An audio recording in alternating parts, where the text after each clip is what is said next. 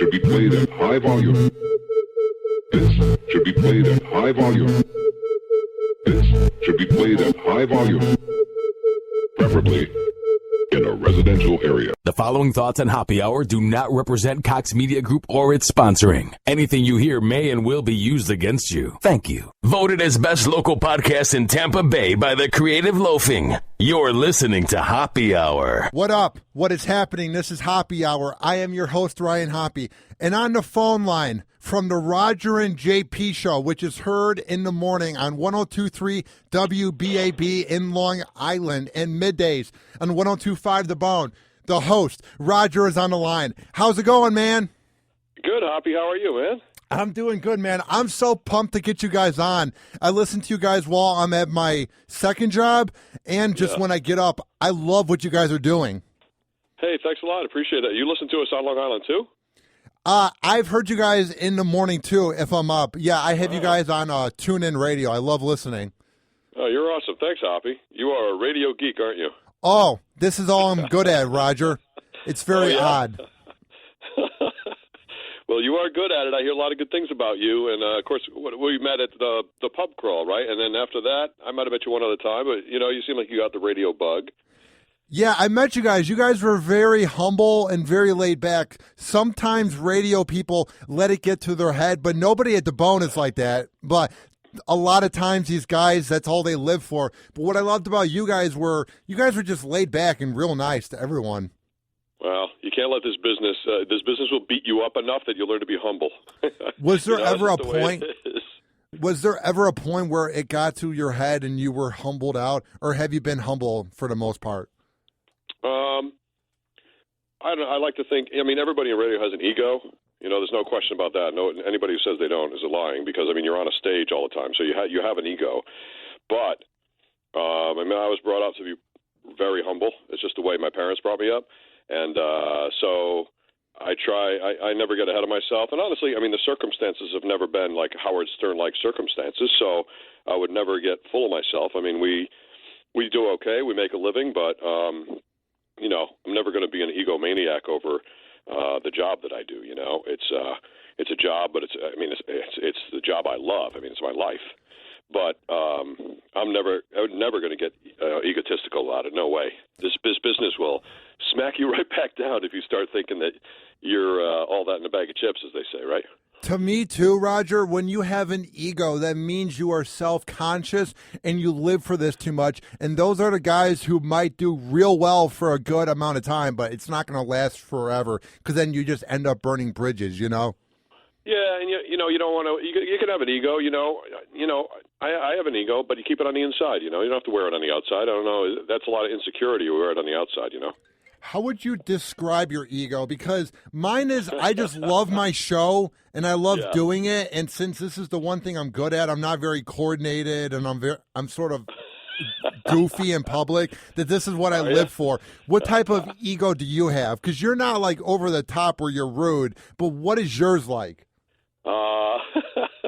That's interesting. I guess my ego is very confident in what I do and laid back because I've done it for a long time. So I've been in a lot of pressure situations. So I guess my ego is confident. I've been in probably just about every situation in front of large crowds, small crowds, things going terribly wrong, that kind of thing. So it's a very confident ego, but I hope I never really brag or be anything. I'm not that kind of guy, so that's just not my thing. So I hope I never make somebody feel like, I'm better than you, that kind of thing.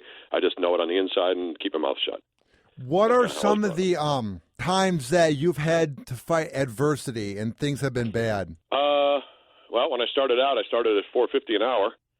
So, I did a midnight shift for a year and 8 months, and I couldn't get out of it because everybody above me had been at the radio station I was at, BAB on Long Island for, I'd been there as an intern, and then I was there as a part-timer for a year, and then I did that full-time for a year and a half on midnights, and at a year and 8 months, I was like, God, I got to stop working midnight to 6 days a week, and everybody above me, though, had been there 5 years, 10 years, whatever, and they weren't going anywhere, so there was nowhere for me to go within the station. So I got to the point I was in a basement apartment, splitting it with my buddy. It flooded. There's mold in the closet. You're like, man, this is bad. I'm making $2.25 a week, and there's like no hope in sight. So I finally got a job up in Hartford, Connecticut at WCCC, which is famous for being the station that Howard Stern was at before he went to, I think he went from there to D.C. And I went up there, and it was worse. It was a worse situation. The owner was cheap. He had everything on reel-to-reel, and he didn't have anything in stereo. I mean, it was horrible. But I moved up and did 7 to midnight, and I was the promotions director. And in 4 months, the boss back at BAB on Long Island called me back. He was like, listen, I got a really unique job for you. Do you want to come back? So I kind of doubled my salary in about 6 to 8 months by making a move, And so that turned out great, but it was my low point was very early on. After that, it's been pretty good. My job keeps changing, and I kept moving up, and I eventually did 10 years in the afternoons. And then, I've been doing mornings with JP for the last 16. We're in 17th year now, and now we're doing Tampa, and this is the best part of my career now is doing both shows and being in 2 cities, and it's awesome. So that was the low, but it was very much in the beginning. How do you guys do it? Do you ever find yourself burnt out since you do a morning show and then you're doing the midday show, or do you guys love doing it and you never get burnt out? Yeah, it's weird. I mean, we've done it for a little over 6 months, and honestly, we haven't burnt out. You can get tired, but burnt out is a whole different thing. And I don't know, we love doing the show, and that helps a lot. We both love our jobs to begin with. I mean, I don't know what else we would do if we didn't do this. And that really helps a lot. So we put everything we got into it all day. We have, with Brett as our producer and Special Ted, he's on our morning show on BAB, and he comes into the bone a lot, and RBF. There's a lot of people around, and everybody has energy. Everybody wants to be good. Everybody wants to succeed. We want to get good ratings, and we never want to be embarrassed by ratings. So we're always pushing, And so there's a lot of effort put in, and it's kind of like a peer pressure thing. Everybody puts in the effort, so nobody lags behind, and that keeps the energy going. But we love it. That's really the basis of the whole thing. So we don't burn out. But I'll tell you, when Friday comes, man, we can't wait for the weekend. I'm so happy. Have a Friday afternoon around 3 o'clock once we get out is awesome. What are some things you like to do on the weekend so it's not just all about radio? What are some hobbies and things you do for fun? Well, I play a ton of poker. I have for a long time. That's what I do. And that's my personal hobby. But other than that, I've got time with my wife now. My daughters are in college, so we go out with friends. We got friends. We go hang at their houses. They come at ours and stay. There's a lot of drink. Actually, there's a lot of drinking now that I'm thinking about it. There's a lot of drinking involved. A lot of the things we do. We go to wineries, or I'm sitting. Me and my buddy, we drink beers. Whatever it is, and we go out. We have dinner. We're drinking again. I go play poker. There could be some drinking going on there. So. It's just, I don't know, whatever it is that relaxes us, sitting around. I mean, we'll hang out and watch movies. My wife goes out. I'll hang out just with the dog and sit around and bang out a couple movies or something. I love that. Just to sit around and have that time is a privilege, considering, how many hours a week we're working and how many years I've been doing this job. So it's nice to just be able to sit around once in a while, do like next to nothing. Would you say when you get older that it's easier to binge watch Netflix? Because for me, man, I always want to do something and I can't focus, man. I've been watching Jessica Jones since November and I'm almost done with it. Like, I just can't binge watch. You know what I mean? Yeah, no, Hoppy, I think it comes down to who you are, because you're a guy, you're always on the move, so that's that. I'll binge watch. I just binge watched Narcos, which is really good. So good, dude. Right? Oh my God. It's only 10 episodes, but I banged through that thing. But what was I doing? I was playing online poker, or I was doing work, or I was, I'll always be doing 2 or 3 things at once. But no, I think it depends. I binge watched Breaking Bad in the past, Game of Thrones. But honestly, I'm not one to sit around and watch 6 and 7 in a row. Can't do that. I'll watch like 2, and then I got to go do something. So I'm the same way, because you think time doesn't go by when you watch a show or you play Madden. And let's say you begin at 1 p.m. on the weekend, and you look at your phone and you're like, shit, it's 4 p.m. That's what I don't like about it, is when I was younger, time didn't really matter, and you're just like, whatever, I'll spend a weekend watching Prison Break. But now it's like, I want to do something. How old are you? 22. When you were younger, so what do you mean, when you were 14? Yeah, man. I know I'm young, but I try to treat myself like a radio veteran. I take myself very seriously. Well, good. No, you should. That's great. But it's funny to hear you at 22 say when you were younger. That's hysterical.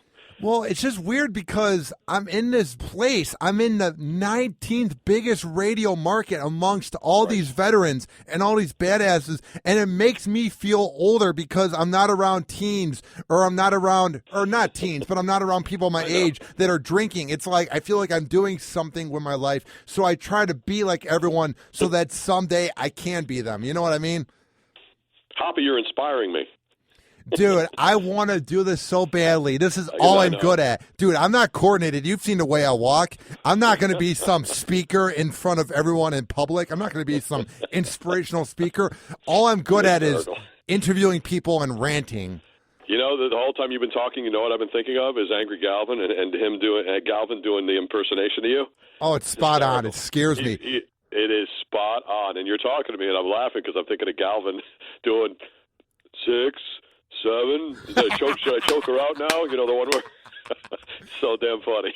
1 Mississippi, 2 Mississippi. I'd swear that's you, and now you're talking. That's what it makes me laugh. Galvin's so good.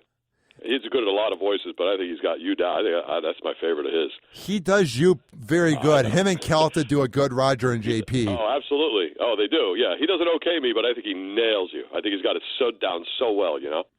Well, my voice is odd. I sound like Jesse Ventura, and I sound a little bit like Napoleon Dynamite. And Dax Shepard from Idiocracy. Like, I have the most bizarre voice that it kind of works. You know what I mean? Mm. Yeah, 3 people you really haven't given this much thought, huh? Dan Shepard from Idiocracy, you think you sound like? Do you know who I'm talking about? No, but I know you sound a little like Jesse Ventura. I don't know, you sound like Hoppe. Yeah, that's what you got to sound like, because there's all these radio shock jocks that have this voice where they got to be the tough guy, and I just do my voice. You know what I mean? Yeah. Yeah, just be yourself. That's the key to the whole thing. You know, it used to be like 20, 25 years ago, it was always, you know, you had to have an announcer voice, you had to enunciate, you had to talk like this, you know, that kind of crap. But now it's more about your personality. It doesn't matter what you sound like. It's about entertaining people and content and keeping people listening and people being loyal to you. So now all of a sudden the whole, you know, I'm Don Pardo from Saturday Night Live like thing, that type of announcer voice has become not the biggest deal. It's all about, you know, you being a personality. So just be yourself. Now, you have a radio voice, but did you ever try to be like a Don, like Pardo, or a Cousin Brucey where you had that voice? Or were you always... I've been that all my life. That's what I've been all my life. You know, I used to be the typical just radio rock DJ, you know, and I've had announcing gigs all my life. So I still do the New York Islanders hockey team, you know, so I announce there. Public address stuff. I used to do the, the phone systems where you press 1, press 2, press 3 type stuff. Yeah. Yeah, I did a ton of those. I've done, like, you know, Charles Schwab and investment ones. So if they still exist and you call them, I'll tell you, like, how much is in your account, like that kind of stuff, you know. So I've done my share of announcing. I used to announce for New York Mets. I used to be the voice of Sports Channel Florida, if you guys remember when that was around, before it became whatever it became. I was the voice of Sports Channel Florida. I used to record it up here, and a guy I knew was a producer down there, and I did all the imaging for that. So, like, that kind of stuff I've done really just all my life. How often do you get approached about doing voiceover? Pretty often. The business has changed a lot now, but I still do a lot. I do all the radio and TV for the Islanders now, and like I said, I have the Islanders gig. And then I do a radio station in Maryland, and I haven't really pursued it a lot because, honestly, I'm just too busy doing these 2 shows, so I haven't pursued more. But, there's definitely, if I really put my mind to it, I could get maybe 10 radio stations and do that if I lost one of these 2 radio stations, something like that to keep going. But I used to do a lot of things called industrials, where you read long scripts for like sales meetings for like Computer Associates or Samsung or Sony or whatever. I used to do a lot of that kind of stuff, and there's a lot of that work. There was a lot of that work out there, but I just don't have time to do it much anymore. So yeah, I've had my share, and I used to do a lot more than I do now, but I still do a little bit. How nervous are you that one day you could just lose your, like, radio job? Like, is it ever in the back of your mind? Or since you guys have been there so long, do you feel comfortable? Yeah, no. no way, you never get comfortable. Never get comfortable, because that's what I mean. You know, what I said when we even first started talking was this business will humble you as soon as you get comfortable. So, you know, it's on my mind. Like, again, my ego has confidence, right? We talked about that. I have confidence. I know we do a good job. I know at some point, you know, some point down the road, maybe, I don't know if it fades or you get put out to pasture or whatever. But if you're doing good content, nobody cares how young or old you are. They care that you crank out good content and that people are listening to you. So that's the key to all media. It doesn't matter what it is. So as long as we're cranking that stuff out, I'm not really worried. But, you know, you always got to watch your back and make sure you're doing a good job and never let it slip, because that's what happens. When you get too confident, then you start slipping. Now, who are some mentors that have had your back that have helped you during your radio career? Wow. Let's see. Is there anybody you even know? I mean, I had a lot of influence when I was in college. You know, Scott Muni is a very famous DJ from New York City who he was at WNEW, and that was a big station at the time. But it wasn't like a personal mentoring. It was just listening to him. He kind of taught me how to be a DJ in a way, you know. I used to listen to him on the radio and, like, repeat what he was saying with the same inflections and stuff to learn how to do it. And that's kind of like how I learned how to talk on the radio in a way. But then there was a guy at my college who he's like one of the biggest voices in the country right now, this guy Jim Cutler, and he was a very big influence on me when I was a freshman in college. He was a senior, and he's the voice of ESPN. He's the voice of everything. If you hear anybody doing a radio station, it's most likely him. He's everywhere. And that guy had really had his whole act together as a senior in college and has done it for 30 years since and has made a fortune, I would think, being the voice of just about everything. So he's probably my biggest mentor early on. And then since then, you know, it's either like a program director, like a Bob Buckman, who is a program director at WBAB.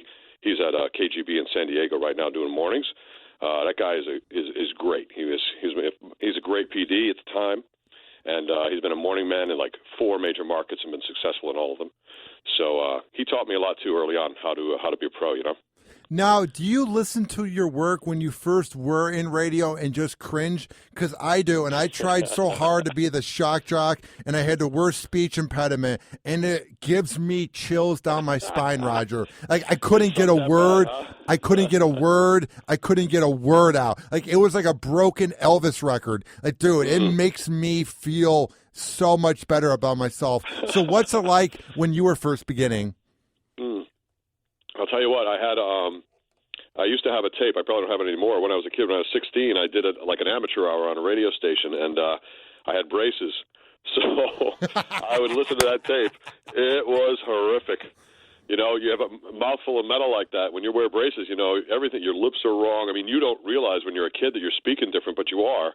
So listen back to it. It was horrible. And you know, anytime you listen to tapes from a couple of years ago, at least, you know, when you're younger, it's going to be just a real shit show. It just is. It's just how it is. And if you know, so in a few years you're going to listen to this and be like, wow, that was really bad. But you know, right now it's fine. So you go with it. You always listen to your stuff and always critique yourself. You know, musicians do it, artists do it, everybody does it. You always got to listen and be your own worst critic, and then you get better. Of course, your old stuff's going to suck. Well, yeah, and what is some advice you have for me and people that want to go into radio in 2016 where the business keeps changing all the time? Like, What do you think we should do, us, quote-unquote, millennials? Yeah. Hoppe, you're doing what you should be doing. You're doing exactly what you should be doing. You're hustling. You're doing what you can. You got your own podcast. You got how many followers you got on Twitter? Like, you're 6, creating 000. a Hoppe brand. Yeah, you're creating a Hoppe brand. That's exactly what you should be doing. You're hustling. Do you have a job besides this so that you make money, right? Yeah. You work for the Bone, but do you have another job besides that? Yeah, my mom helps me out a bit because I'm young, but I'm hustling. Like, I never... Good. Keep at it. Yeah, you know what I mean? Like, I get sleep, but it feels like I never sleep just because I'm always booking guests. I'm always messaging people. Roger, I can't even have a good wet dream or some normal dream. I dream about radio, dude. I have radio dreams. I had a dream that I was out getting a beer with Opie. I mean, I'm a radio nerd, dude. You had a dream that you had a beer with Opie? Yeah. That's a weird dream. Have you ever met him? I've never met him. I met Jim Norton, and I got to interview him when he was in town. Very cool dude. That dude is legit. Yeah, Opie's a good guy too. He's I can't believe he had that dream now. It's just such an odd, out of left field thing. I think he would be creeped out if he heard that. Yeah, probably. Yeah, he's a good guy. Me and him were. I used to do afternoons at BAB. He was on night times at BAB at the same time. So we saw each other every day. And right before him and Anthony became a thing, and then when Anthony became a thing, I'm sure JP told you the story about he was the intern on the show. Yeah. And so we knew him then. And him and Anthony, both good guys. I still see Anthony once in a while. And, I mean, that's the thing. When you're young and you're hustling, that's what you got to do. Just keep hustling like you're doing.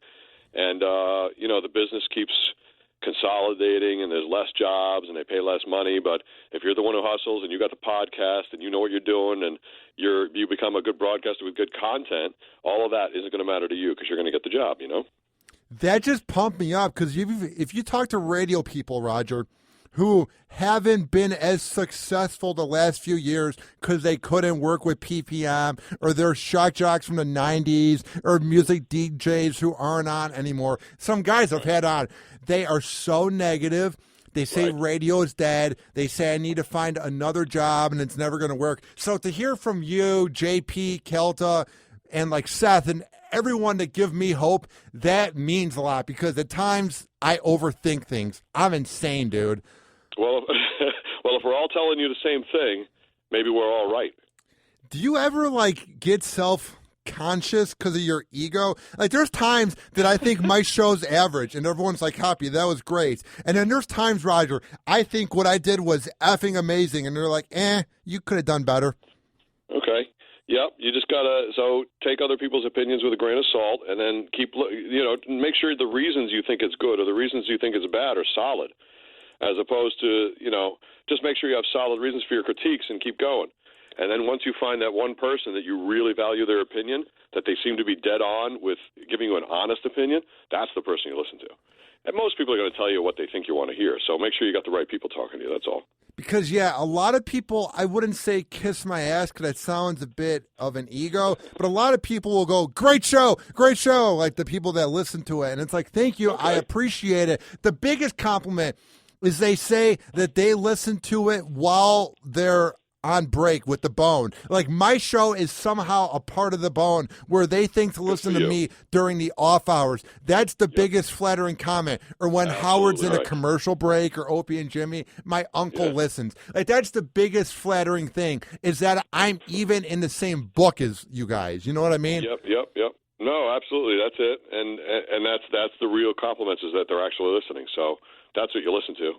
As you grow an audience and all that stuff, that's how you know. There's days, we feel like we don't have it, or we're dragging behind a little bit, or it's not, listeners like to call and tell us on the Bone that, hey, you're doing a really above average show.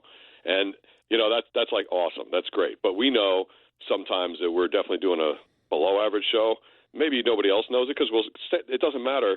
Every day we'll get calls saying, hey, great show, guys. We love it. So, don't take that as, oh, yeah, we actually are great. You actually got to look at it objectively and be more really honest with yourself and really critique yourself hard, Your show is so good right now. It is better than ever. Thank you. But when you guys first began, it seemed like you were a bit nervous. So when was the point where you guys felt comfortable and you were in the zone? Let's see. We had never done talk radio before we started on the Really? Phone, so never. No. What we do on our other show is a mix: 50% music, 50% talk. So we've never had 14 or 15 or 18-minute blocks of time we can talk. That is so different, and it's so liberating. It's awesome. So when we first started, I don't know, the first couple of weeks, I think we were just finding our way, and we had dead spots here and there, and we didn't have a real flow going yet, but we found our flow pretty quickly. So, I would say it took a month, 6 weeks, and we were in a flow, and and we're just going to keep getting better every week. You never stop trying to get better, and I think we have kept improving every week, every month, and that's our goal is, to look back in a year and be like, yeah, we're way better now than we were a year ago. So that's where even after doing it this many years, that's how you do it. Just go day by day and then look back, and hopefully each month you get better and each year you get better. Now, how does the prep work? Do you do prep during the day? Do you do it when you wake up? How does the prep work for both shows? We do the prep work the night before. I just finished prep before I called you. And we each do about probably, I would say, an hour and a half to 2 hours worth of looking around at what's going on. We send an email, a group email, and everybody has all their ideas. So if I send 6, 7, 8, 10 ideas, and JP and Brett and Ted all send 6, 7, 8, 10 ideas, that's a lot of ideas. And we send them the night before. We already have a couple of things planned that we had left over from the day before probably. And then when we get in the morning for our first show in the morning on Long Island, we start picking what we want to do for the day. And then when we finish the Long Island show, we have like an hour to prep before the Bone show, and we do it again. We all go and we crank out another 4, 5, 6 ideas each. And then we take all of that stuff together and figure out what we're going to do on the Bone. So we have a list when we go in of everything we can pick from.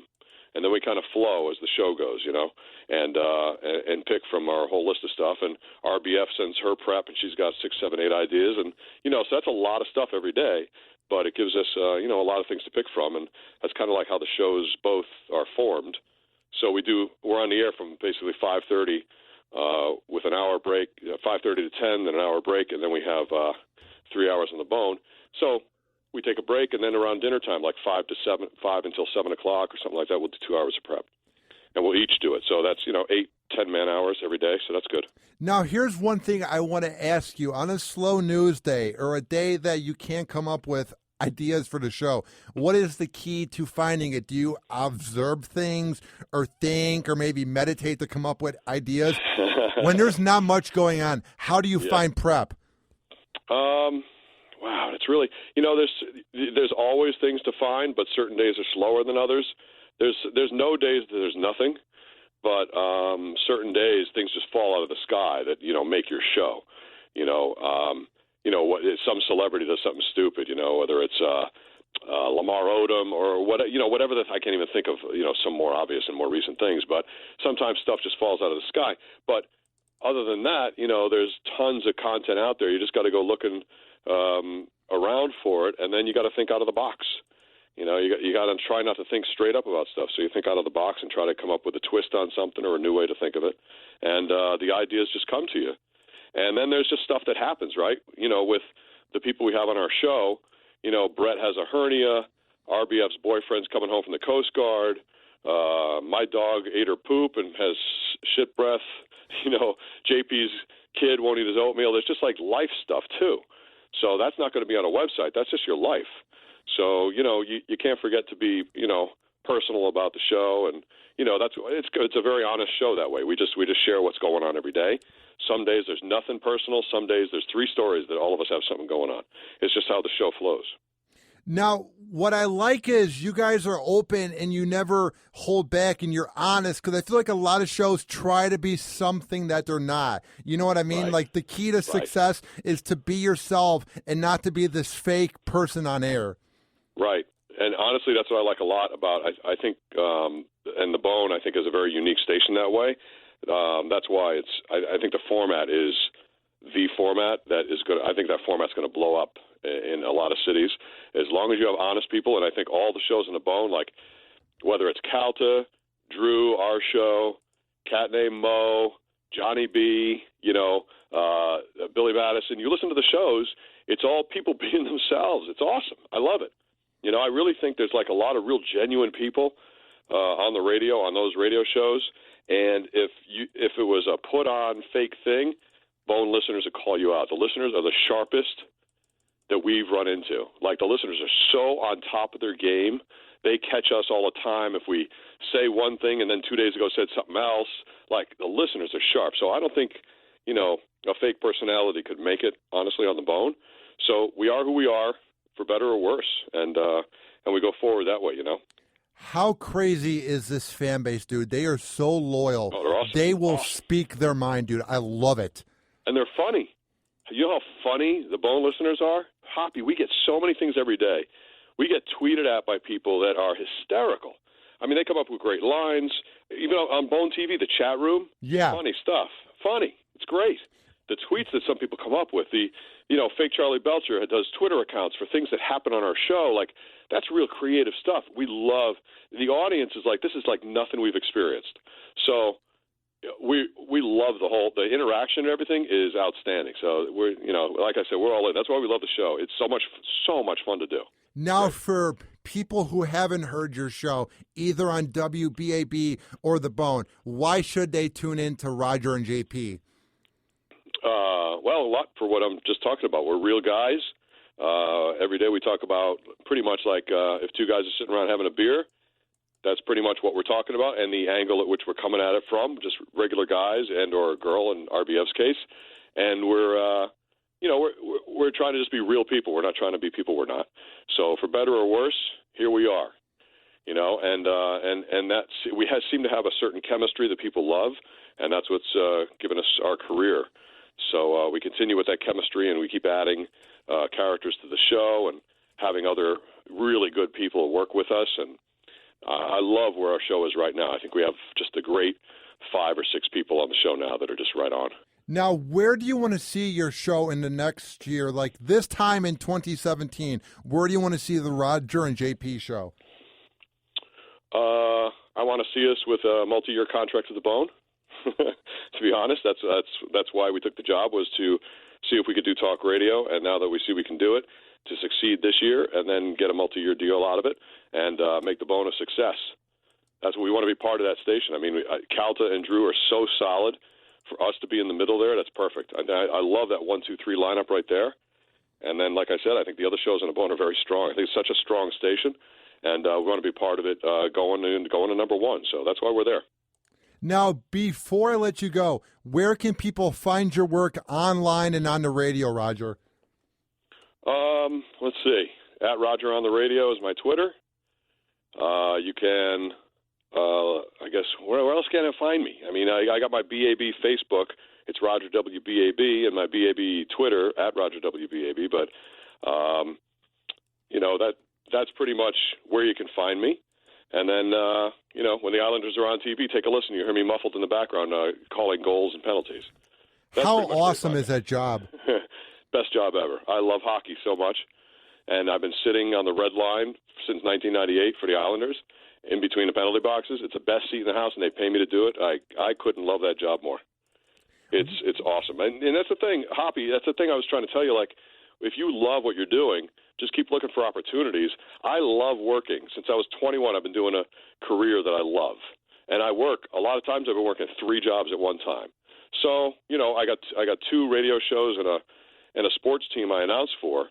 And at one point, I had the Mets. I was doing 81 games a season for them, but I love these jobs. So I only take jobs I love. And that's how you build the career, So still doing what I love, and the Islanders gig is just awesome. Well, dude, I appreciate the kind words. It means a lot, because sometimes when I'm done with the show, I go home, and I'm sitting at home by myself watching Netflix. And for some reason, I wonder if I'm doing things right. But to hear kind advice from radio veterans like you, Drew Garabo, anybody here, Calta, it means a lot, and it just pumps me up. So it's been a lot of fun having you on the show. Hey, no problem, Hoppy. My pleasure. And continued success for your podcast, and keep doing what you're doing. Just keep working hard and looking for new opportunities, and just keep pushing. You'll get there. Same to you, Roger. Keep up the good work. I love listening. Thanks, Hoppy. Appreciate it, buddy. Thanks for the time. All right. Talk to you later.